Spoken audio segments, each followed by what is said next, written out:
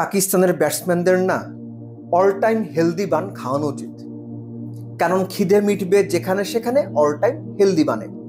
320 run chase করতে গিয়ে বাবর আজম, ফাখার জামানরা যে ব্যাট করলেন, মনে হয় শরীরে কোনো শক্তি নাই। নিশ্চিন্তে খান স্বাস্থ্যকর all time bun, all time healthy life. 320 chase করতে গিয়ে এত বাজে ব্যাটিং পাকিস্তানের এই ব্যাটিং লাইন আপের, খুবই সারপ্রাইজিং। আমি খুবই সারপ্রাইজড হয়েছি। ম্যাচ জেতার যেন ইচ্ছাটাই তাদের ছিল না। Really shame, really shame. নিউজিল্যান্ডের কথা এর আগে আমি বলেছিলাম যে এই টিমটাকে আমি আমার বিবেচনায় 3টা চ্যাম্পিয়নশিপের দাবিদারের একটা মনে করি। এই ম্যাচে সেটা তারা প্রমাণ করেছে। নিউজিল্যান্ড পাকিস্তান ম্যাচ নিয়ে আলোচনার সময় আমি শুরুই করেছিলাম ট্রাই নেশন সিরিজের ফার্স্ট ম্যাচে গ্লেন ফিলিপস 6 নম্বরে নেমে 76 বলে 100 না 110 করে নট আউট ছিলেন। এই ম্যাচের প্রেক্ষাপট ওই ম্যাচের প্রেক্ষাপট অলমোস্ট সিমিলার। ওই ম্যাচেও 37-38 ওভারের মধ্যে 200-র মতো রান ছিল। গ্লেন ফিলিপসের ওই 100 পুরো ম্যাচের কমপ্লেকশন চেঞ্জ করে দিয়েছে।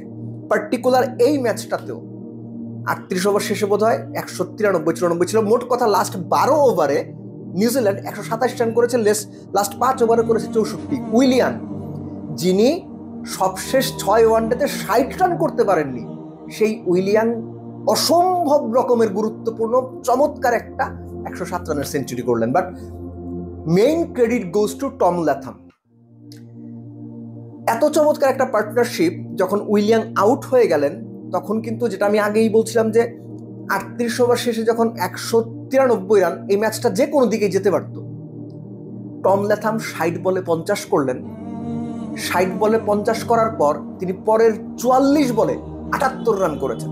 আর গ্লেন ফিলিপসের কথা তো শুরুতেই বলছিলাম যে 39 বলে তিনি 61 রানের ইনিংসটা খেলেন। মোটামুটি ওই জায়গাটাতে এই যে 38 ওভার 193-94 থেকে 50 ওভার শেষে 320, এই খেলাটা যদি এখনকার আধুনিক ক্রিকেট আপনি খেলতে না পারেন, আপনার 5 বা 6 বা 7 নাম্বার ব্যাটসম্যানরা যদি 140-50 স্ট্রাইক রেটে টি-20-র মতো ওয়ান ডেতেও ব্যাট না করতে পারে, ম্যাক্সিমাম ক্ষেত্রে ভালো ব্যাটিং উইকেটে আপনি ম্যাচ হারবেন। নিউজিল্যান্ড এক্স্যাক্টলি সেটাই করেছে, যেটা এই উইকেটে বা এই কন্ডিশনে ডিমান্ডিং ছিল। হ্যাঁ, তাদের ব্যাটাররা সময় মতো পারফর্ম করেছেন, যাদের পারফর্ম করার কথা ছিল তারা পারফর্ম করেছেন, এবং মোস্ট ইম্পর্টেন্টলি ক্রুশাল জায়গাতে আউটস্ট্যান্ডিং পারফর্ম করে দিয়েছেন। টম ল্যাথাম, তিনি পরের যে 50-র পরে যে 78 রান করলেন, 177 স্ট্রাইক রেটে রান করেছেন ভাই উনি। আপনি চিন্তা করতে পেরেছেন এখন 5 নাম্বার ব্যাটসম্যানের কাছ থেকে আপনি কি চান? এক্স্যাক্টলি এরকম ফিনিশিং গোল চান। নট আউট ছিলেন ভদ্রলোক। সো এই যে নিউজিল্যান্ডের একটা রান একটা সময় মনে হচ্ছিল যে 260-70 করলেই অনেক, 250 করলেই অনেক, সেই রানটাকে সবাইকে বোকা বানিয়ে 320 পর্যন্ত নিয়ে যাওয়া। This is cricket, this is New Zealand team. এই নিউজিল্যান্ড টিম এই যে পাকিস্তানে আছে, আমি প্রিভিউ করার সময় আগের দিন স্পষ্ট করে বলেছিলাম, পাকিস্তানের জন্য পাকিস্তানের এই কন্ডিশন যতটুকু সুইটেবল, নিউজিল্যান্ডও অতখানি ফিট ইন করে গেছে। শেষ করবো পাকিস্তানের ব্যাটারদের কথা বলে।